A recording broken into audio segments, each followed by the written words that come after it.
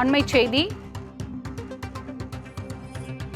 சென்னையில் அரசு மருத்துவருக்கு கத்திக்குத்து ஏற்பட்டது. அதனைத் தொடர்ந்து சேலத்தில் அரசு மருத்துவர்கள் போராட்டம் நடத்தி வருகின்றனர்.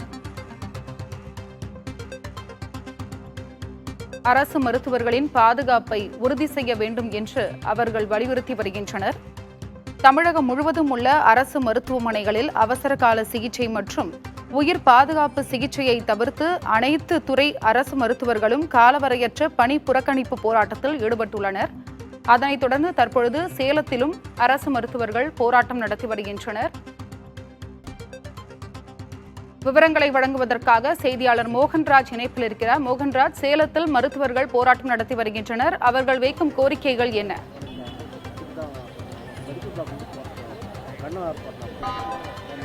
அருணா, கிண்டி அரசு மருத்துவமனையில் மருத்துவர் பாலாஜி மீது நடத்தப்பட்ட தாக்குதல் தமிழகம் முழுவதும் இருக்க அரசு மருத்துவர்களிடையே பெரும் அதிர்ச்சியை ஏற்படுத்தியிருக்கு அப்படின்னு சொல்லலாம். அதன் எதிரொலியாகத்தான் அந்த விவகாரத்திற்கு கண்டனம் தெரிவிக்கும் வகையில் சேலம் அரசு மோகன்குமாரமங்கலம் அரசு மருத்துவக் கல்லூரி மருத்துவமனை வளாகத்தில் தற்பொழுது அரசு மருத்துவர்கள் மற்றும் பல்வேறு அமைப்பை சார்ந்த கூட்டமைப்பினர் தற்போது கண்டன ஆர்ப்பாட்டத்தில் ஈடுபட்டு இருக்காங்க.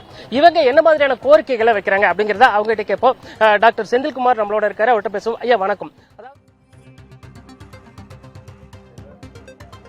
சிகிச்சை பிரிவில் பணியாற்றி வருகின்ற டாக்டர் பாலாஜி ஜெகநாதன் என்ற மருத்துவரை பெருங்குளத்தூரை சேர்ந்த பெருங்குளத்தூரை வசித்து வருகின்ற இளைஞர் ஒருவர் கத்தியால் தாக்கியதில் அவர் பலத்த காயமடைந்து தற்பொழுது ஐசியூவில் தீவிர சிகிச்சை பிரிவில் அனுமதிக்கப்பட்டிருக்கிறார்.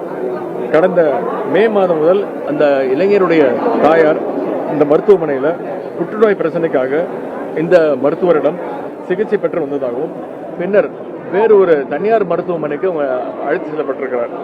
அவரது தாயாருக்கு அளிக்கப்பட்ட அந்த சிகிச்சையில பக்க விளைவுகள் ஏற்படுவது குறித்து சிகிச்சை அளித்த டாக்டர் பாலாஜி ஜெகநாதன் அவர்களை அந்த இளைஞர் ஏற்கனவே சந்தித்து கேட்டுள்ளார் என்று தெரிகின்றது.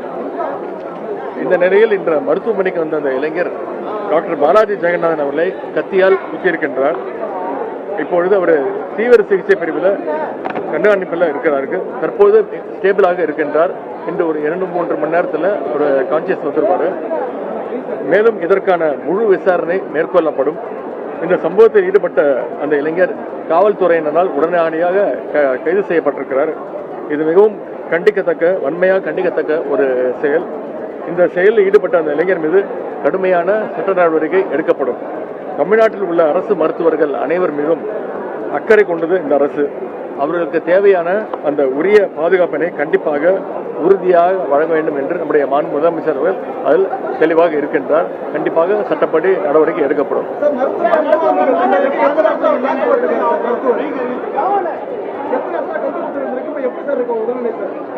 தலைப்பகுதியில் ஒரு 4 இடங்கள்ல கத்தியால் குத்தப்பட்டிருக்கிறாங்க, ஏற்படுத்தப்பட்ட காயம்.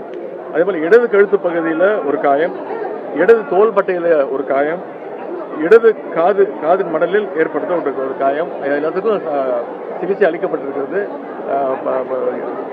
மருத்துவர்கள்லாம் கூட இருக்காங்க. அவங்க ஃபேமிலியும் வந்திருக்கிறாங்க.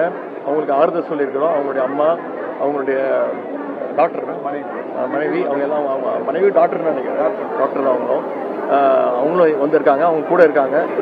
தொடர்ந்து கண்காணிப்பில் இருக்கிறார்.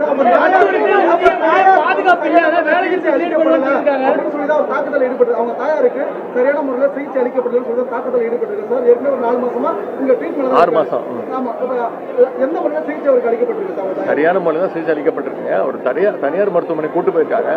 அந்த மருத்துவர் இப்படி சொன்ன வச்சு இங்க வந்து காலையில வந்து ஒரு அரை மணி நேரம் கூட பேசிட்டு இருந்திருக்கிறார். கூட நர்சஸ் எல்லாம் இருந்திருக்கிறாங்க. அது என்ன காரணம்னு தெரியல. அவரை ஒரு தவறான ஒரு முடிவு எடுத்திருக்கிறார். ஒரு சிறந்த மருத்துவர் அவர்.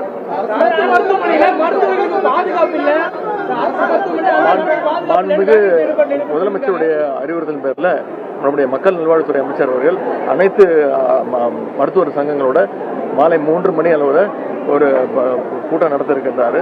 அநேகமாக மருத்துவ சங்கங்கள் இதை புரிந்து கொண்டு அவங்களுடைய பல்லாயிரக்கணக்கான மக்கள் நோயாளிகள் வந்து செல்லக்கூடிய இடத்துல இது மாதிரி சம்பவம் நடந்திருக்கு. ஹாஸ்பிட்டலுக்குள்ளே அதோட பாதுகாப்பு தன்மை அதை நீங்களே சொல்லிட்டீங்க. பல்லாயிரக்கணக்கான மக்கள் வராங்க. இவரே விக்னேஷ் அவர்களே வந்து தொடர்ந்து 6 மாசமா இந்த மருத்துவமனைக்கு அவங்களுடைய தாயாரை கூட்டிட்டு வந்திருக்கிறார்.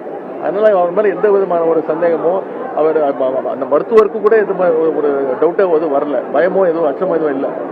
தொடர்ந்து சிகிச்சை பெற்றிருக்கிறாரு. தொடர்ந்து இந்த டாக்டரோட தொடர்புல இருந்திருக்கிறாரு. அதுவும் அரை மணி நேரம் அவர்கிட்ட பேசிட்டு டிஸ்கஸ் பண்ணிட்டு தான் இருந்திருக்கிறாரு. அதனால இது தவிர்க்க முடியாத சம்பவம். இனிமேல் இது மாதிரி நடக்க முடியாது. மருத்துவமனையில இந்த மாதிரி ஒரு சம்பவம் நடந்திருக்கு, தொடர்ச்சியா அவர் சொல்றது உண்மை அப்படிங்கிற மாதிரி இருக்குங்கிறது பல சம்பவங்களை மேற்கோள் காட்டுறாரு. இந்த சூழ்நிலை இப்படி சம்பவம் நடந்திருக்கு, இதுக்கு என்ன பதில் சார்? இது ஒரு தவிர்க்க முடியாத ஒரு விஷயம். இது கண்டிப்பா இது மேல் நடக்காம தடுப்போம். இது அதான் திருப்பி நான் சொன்ன மாதிரி திரு விக்னேஷ் அவர்கள் தொடர்ந்து 6 மாசமா அவங்க தாயாரை கூட்டிட்டு இங்க வந்திருக்கிறார். இதே மருத்துவமனையில அவங்க தாயாருக்கு மருத்துவம் பார்க்கப்பட்டிருக்கு. அதனால அந்த மருத்துவரோட அரை மணி நேரம் பேசிட்டு வேற ஒரு தனியார் மருத்துவமனையில போய் அந்த மருத்துவர் சொன்னதை கேட்டுட்டு இது மாதிரி ஒரு முடிவு எடுத்திருக்கிறாரு. இது ஒரு கோபத்தின் காரணமாகவும் ஆத்திரம் காரணமாக எடுத்திருக்காரு. ஆனா கண்டிப்பா சட்டப்பட்ட நடவடிக்கை எடுக்கப்படும். இனிமேல் இது மாதிரி நடக்காம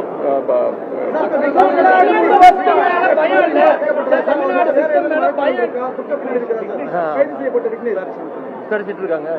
அது வரைக்கும் இல்லைங்க, அது மாதிரிலாம் எதுவுமே இல்லைங்க. மற்ற நோயாளிகள்லாம் பாதுகாப்பா இருக்காங்க.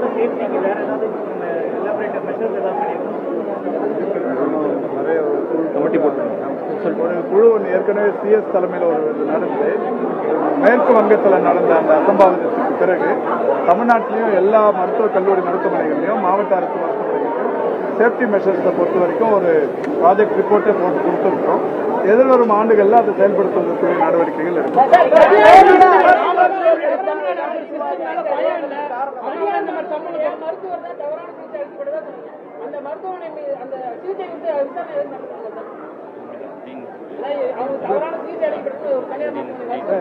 இந்த பேஷண்ட் 6 மாசமா இங்க ட்ரீட்மெண்ட்ல வந்திருக்காங்க. வரும்போதே ஹாட்ச்கின்ஸ் லிம்போமா அப்படின்னு உடல்ல இருக்கிற எல்லா இடத்துலையும் நெறிகட்டுற மாதிரி கட்டிகள் உருவாகி அதில் வரக்கூடிய கேன்சர்.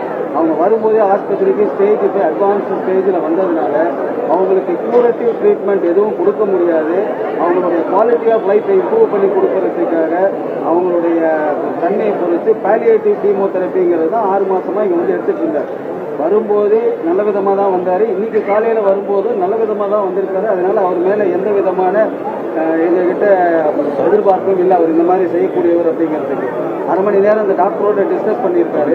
நேற்றும் அந்த டாக்டரோட டிஸ்கஸ் பண்ணியிருக்காருன்னு இப்போ தான் எங்களுக்கு தெரிஞ்சுது. ஸோ இந்த டிஸ்கஷன் போயிட்டு இருக்கு. அந்த ஃப்ரஸ்ட்ரேஷனில் அவர் இந்த மாதிரி பண்ணியிருக்கிறார்.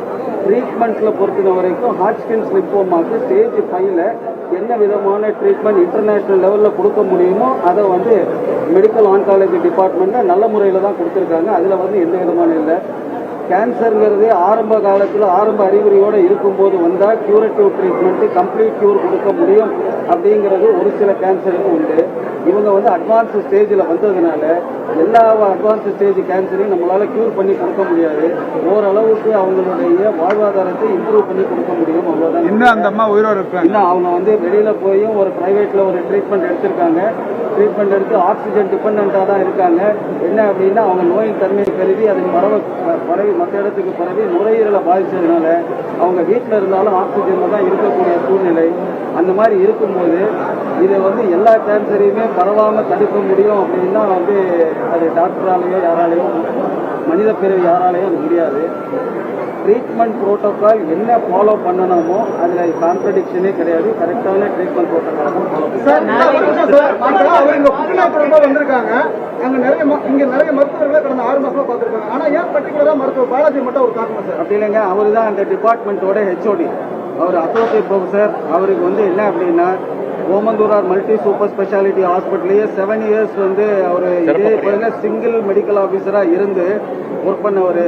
நல்ல நாலேஜ் உள்ள ஒரு மெடிக்கல் ஆன்காலஜி சப்ஜெக்ட்ல ஈவன் பிரைவேட்லேயே ஒரு ப்ராக்டிஸ் நல்ல தன்மையான மனிதர். எதற்கும் முன்கோபப்பட மாட்டார். இருக்கிற ஃபேக்ட் ஆனால் இருக்குன்னு சொல்லுவார்.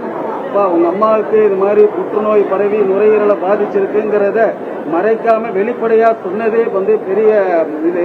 அது அந்த டாக்டரோட அவருடைய நேச்சர் ஆஃப் கம்யூனிகேஷன் ரொம்ப தன்மையானவர். எதுக்கும் பட்ட போக மாட்டார். எப்போ யாருக்கிட்டையும் எடுத்தறிஞ்சும் பேச மாட்டார். சிகிச்சை கிடைக்காத நோயாளிகள் புகார் தெரிவிக்கிறதுக்கு ஏதாச்சும் இனிமேல் ஏதாவது இனிஷியேட்டிவ் எடுத்து அதுக்கான ஒரு அமைப்பு உருவாக்கப்படுமா? ஏன்னா இப்போ அவங்க இந்த ஆதங்கத்தில் செய்த தவறு மிகப்பெரிய ஒரு பிரச்சனையா மாறி இல்ல சரியான சிகிச்சை தரப்படும். அவங்களுக்கான ஒரு டவுட்ஸ் எல்லாருக்குமே தான் வருவாங்க. மருத்துவர்கள்லாம் அரசு மருத்துவர்கள்னாவே சரியான சிகிச்சை பண்ண மாட்டாங்கிற ஒரு எண்ணத்தை அந்த மாதிரி எண்ணம் பரவிடக்கூடாது. அந்த மாதிரி எண்ணம் பரவிடக்கூடாதுங்க. அரசு மருத்துவர்கள் தான் உங்களுக்கு தெரியும் அவ்வளோ ஆத்மார்த்தமா ஒரு சேவை மனப்பான்மையோட பணியாற்றி கொண்டிருப்பாங்க. இவங்களை போய் சரியா பண்ணல அப்படின்ற மாதிரி வந்து புகார்கள் வாங்க ஆரம்பிச்சா வர்ற அத்தனை பேருமே சரியா பண்ணலன்னா இல்ல அது 104 ஹெல்ப்லைன் 104 ஒரு ஹெல்ப்லைன் இருக்கு. மருத்துவர்கள் இல்லாததுனாலதான் இது மாதிரியான சம்பவங்கள் நடக்குது அரசு மருத்துவ சங்கங்கள் சார்பில் தெரிவிக்கிறாங்க. உங்களுடைய கருத்து என்ன சார்? ஏற்கனவே 100 வாட்டி சொல்லிட்டோங்க. மருத்துவர்கள் 1353 பேர் பற்றாக்குறை இருக்கு. இந்த அவங்களுக்கு வந்து சர்டிபிகேட் வெரிஃபிகேஷன் முடிச்சாச்சு, அப்ளிகேஷன்ஸ் இன்வைட் பண்ணியாச்சு, எக்ஸாம் டேட்டும் ஃபிக்ஸ் பண்ணியாச்சு. அந்த 1353ஓட சேர்த்து அரைசிங் வேகன்சிஸ் 2026 வரை காலியா இருக்க போற வேகன்சி ஒரு 1200 சேர்த்து 2553 டாக்டர் இன்வைட் பண்ணிருக்கோம். போதிய மருத்துவர்கள் இல்ல, போதிய மருத்துவர்கள்னா 20,000 பேர் இருக்கிறாங்க. இதுல 1300 பேர் இல்ல. இது வந்து ஏதோ ஒரு சங்கத்தை சேர்ந்தவர் இது ஒரு குறிக்கோளோட போன வாரம் ஒரு பொருளை கிளப்பிவிட்டாரு. அதை எல்லாருமே அதை எடுத்து பேசிட்டு இருக்கிறாங்க. உண்மை அது இல்லை. நீங்க ஒவ்வொரு மருத்துவமனை, நான் முந்தா நாள் ராஜீவ்காந்தியில சொன்னேன், 1002 மருத்துவர்கள் அங்க இருக்கிறாங்க, 2000 பிஜி மருத்துவர்கள் இருக்காங்க. எல்லா மருத்துவமனையிலும் மருத்துவர்கள் இருக்காங்க. ஃபர்ஸ்ட் ப்ரையாரிட்டி வந்து மருத்துவர் பாலாஜி ஃபர்ஸ்ட் ப்ரையாரிட்டி இன்னைக்கு மருத்துவர் பாலாஜி அவர்களுக்கு சரியான சிகிச்சை கொடுத்து அவர் வந்து மீட்டெடுக்கிறது எங்களுடைய முதல் ப்ரையாரிட்டி. அனைத்து மருத்துவர்களுக்கும் தகுந்த பாதுகாப்பை இந்த அரசு கொடுக்கும். பாதுகாப்பு வேணும்.